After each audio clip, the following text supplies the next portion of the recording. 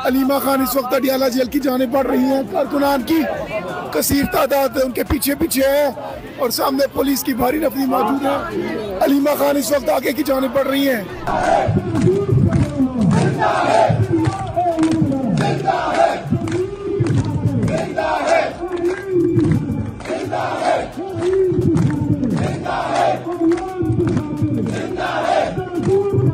जिंदा है अलीमा खान साहिबा और जिंदा है जिंदा है जिंदा है ये हक की खातिर जिंदा है जिंदा है ये हक की खातिर जिंदा है। 7500 से 8000 कारकुनान हैं जो इस वक्त अडियाला जेल के बाहर अलीमा खान और अलीमा खान की जो दूसरी बहनें हैं उनके साथ वहाँ पे मौजूद हैं। आगे पीछे हो सकती है लेकिन कौम जो है इनके मजालिम जो है वो हद से बढ़ चुके हैं और जिस वक्त ये कौम निकले फिर इनको जो है सर छुपाने की जगह नहीं मिलेगी।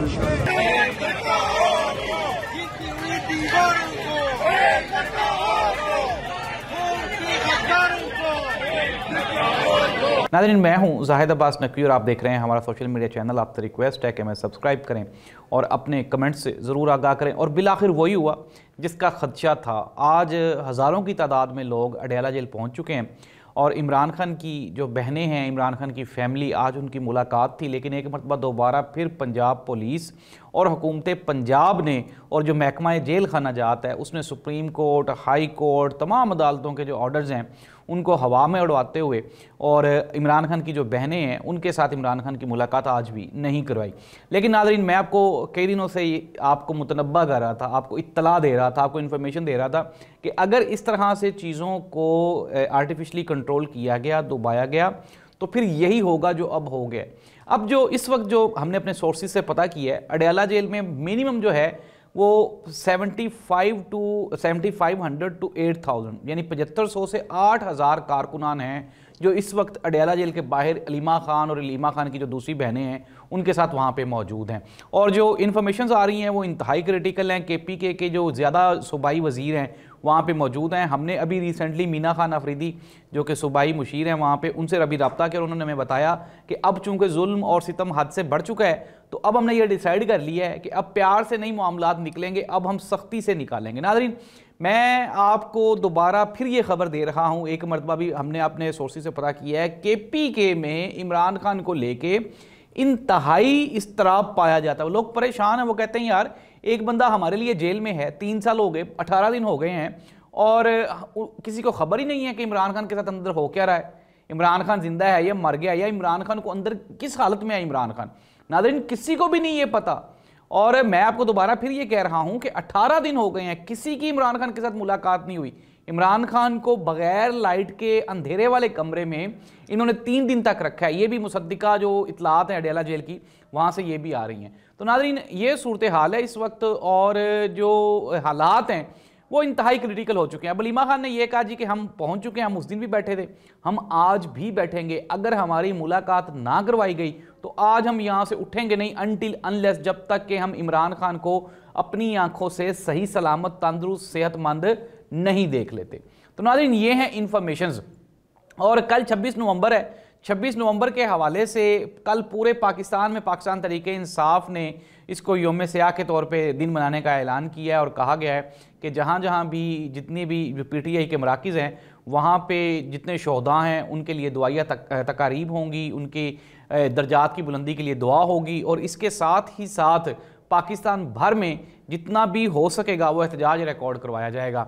और अब हम नाज़रीन आ जाते हैं जो खेल का दूसरी बारी है, जो तस्वीर का दूसरा रुख है, और वो है वकला का एहतजाज।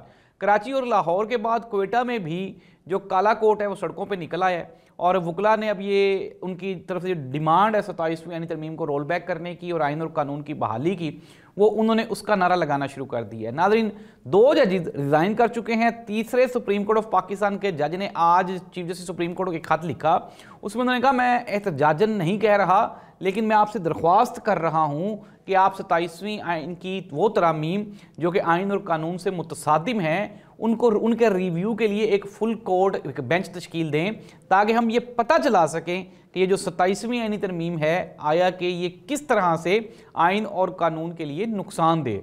तो नाज़रीन, अब ये जो चीज़ें जो कि कंट्रोल दिखाई देती थी और लोग कह रहे थे, लोग, मैंने देखा कामरान शाहिद हुसैन अपने प्रोग्राम में कहा जी वकला का एहतजाज उन्होंने फाड़ दिया, उन्होंने कहा जी अवामी एहतजाज उन्होंने फाड़ दिया, इमरान खान जेल में रहेंगे वो फाड़ दिया।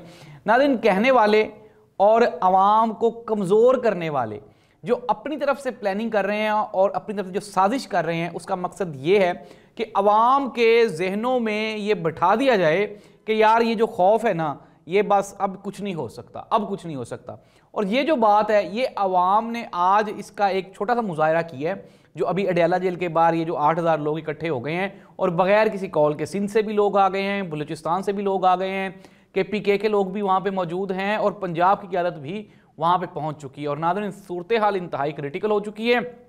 और मैं आपको बता रहा हूँ कि अब की बार जो एहतजाज होने वाला है, क्योंकि जितनी भी जो दूसरी सियासी जमातें हैं इंक्लूडिंग पाकिस्तान पीपल्स पार्टी भी अब इस निज़ाम से खुश नहीं है। उनको नज़र आना शुरू हो गया है कि यार इन्होंने अब वो जो एक सादा मेजोरिटी, सिंपल मेजोरिटी ले ली है और अब ये हमारी छुट्टी करवाने वाले हैं। लेकिन मैंने आपको कल खबर दी थी कि 2026 के एंड तक वैसे ही इन्होंने एक नया एक इलेक्शन करवा के तो एक पपेट गवर्नमेंट बना लेनी है और फिर उसको इन्होंने आगे 10 साल तक चलाना है। लेकिन नाज़रीन, मैंने आपको कई मरतबा बताया है, मुशर्रफ साहब का प्रोग्राम भी यही था कि ताहयात, लाइफ टाइम, हमेशा के लिए।